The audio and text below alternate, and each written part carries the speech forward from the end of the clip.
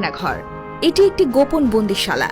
আয়নাঘর নামে পরিচিত এই গোপন বন্দিশালাটি গোয়েন্দা সংস্থা ডিজিএফআই দ্বারা পরিচালিত। আয়নাঘর বা গোপন বন্দিশালা এই বিশেষ কারাগারটি প্রধানত হাই ভ্যালু ব্যক্তিদের আটকে রাখার ক্ষেত্রে ব্যবহৃত হতো। এই আয়নাঘরে বন্দীদের উপর চালানো হয় অমানবিক নির্যাতন।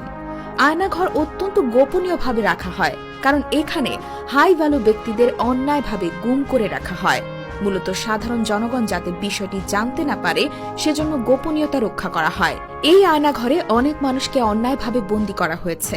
আয়নাঘর থেকে ফিরে আসা নাম প্রকাশে অনিচ্ছুক একজন ব্যক্তি বলেন, আমাকে গুম করে রাখা হয় জয়েন্ট ইন্টারোগেশন সেলে। সেটাকে ডেভেলপ করে আয়নাঘর বানানো হয়। প্রচুর লোক সেখানে আটকানো আছে। তারা মানবেতর জীবন যাপন করছেন। সেখানে নির্যাতন চলছে। দীর্ঘদিন তারা রাতে ঘুমাতে পারে না। এটা একটা স্বাধীন দেশ হতে পারে না। আমরা কারো পরাধীন না,